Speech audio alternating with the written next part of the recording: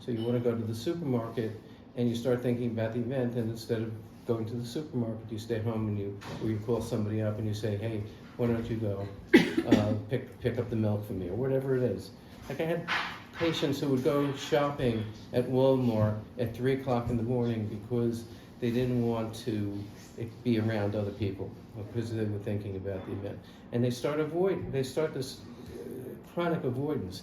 Now the problem with chronic avoidance is what happens is it's actually a short term.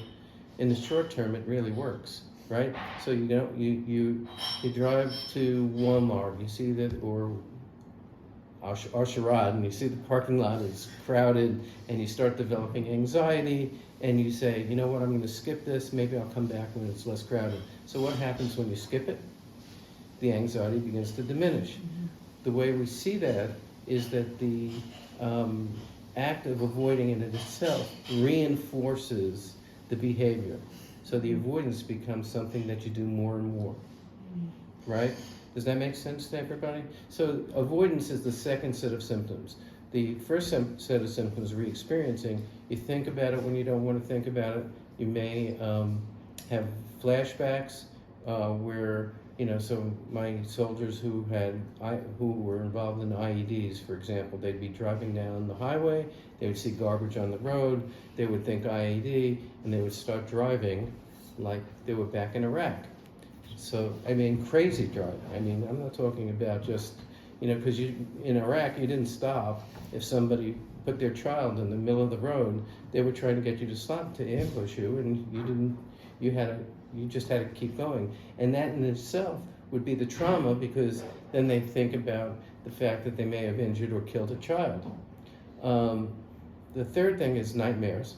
Okay, so nightmares are pretty problematic because they wake you up, and when you wake up, you're sweating, you're cold, you're sweating, and you feel like you can't go back to sleep.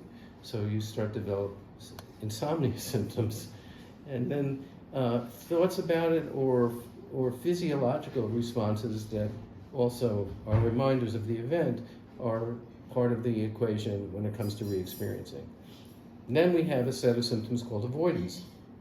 So what do? You avoid thinking about the event. So what happens if I tell you not to think about pink elephants?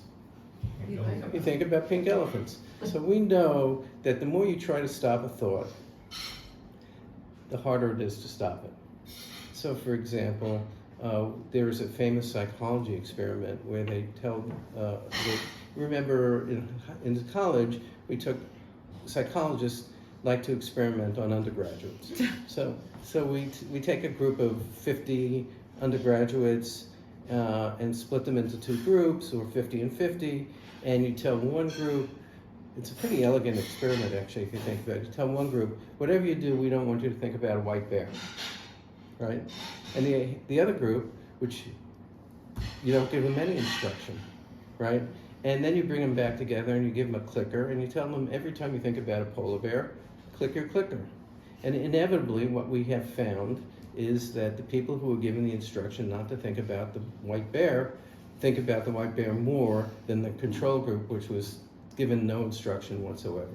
So what we learn from that is that trying to stop a thought actually doesn't work. And when you have PTSD and you're thinking about tragic events, things that are really awful, those are very, very distressing. So you avoid thoughts, feelings, conversations. And what happens when you start avoiding thoughts, feelings, and conversations is you start avoiding people, right? And when you start avoiding people, right, then you begin to isolate. And when you begin to isolate, you start to spend more and more time alone. So the way I kind of consider that is, if you have a concentric circle with your family in the center, you in the center, your family around it, your friends in the next circle, a more larger circle of social groups like community, synagogues, whatever, and then your community, right? You begin to erase all those concentric circles till the point at which you're sitting in your own room, not being able to go out because you're too anxious or you're thinking about the events, and you push people away. And And it also kind of alters your belief system. So if you believed before the event that the world was dangerous, but you could live with that, now you think everything is dangerous, right? So it changes you cognitively. Actually, we know that PTSD changes the brain, especially in the area around the amygdala, which is the seat of emotion. Finally, we have a set of symptoms that we call hyperarousal. So you have symptoms like constant hypervigilance, where you're always looking over your shoulder and you're paranoid. So you start checking doors and windows, and you go to sleep at night. What? Like OCD-like stuff. Yeah, OCD-like symptoms. Then you have sleeplessness, right? So insomnia, clinical insomnia, right? If you start having clinical insomnia, what does it do? It exacerbates all the other symptoms, right? It exacerbates the depression, it exacerbates the paranoia. Then people might engage in dangerous and destructive behaviors. They become depressed. They have an intense startle reaction, so you can't go up behind them. I mean, these are the symptoms of PTSD. That answers your question, I believe. And what happens, go ahead. I wanted to understand the time frame about how this happens. Is there a general how long after the event? Or, I mean, because, fortunately, unfortunately, we're still in the event now. Right. Okay, so there's no time. This isn't PTSD. This is SD. This is right. This is an both. acute. This is trauma. This is acute stress reaction. Right, which you also have a tremendous amount of experience in. Right. To go, but what I think the focus, if we just still stay on the PTSD, obviously everyone evolves differently. Everyone has their own internal coping mechanism. But is there a point in time where we're able to step in there to people that we say, we'll give them space, but actually say, hey, let's go to that bake sale, let's go to that thing that to be outside with other people to enable them to keep those lines open so that they're not erasing those lines and like you said, like you demonstrated the concentric circles all the way down. And I think that addresses something that you were asking about, which is how do you deal with it? Head it off the past before it happens. And can you head it off?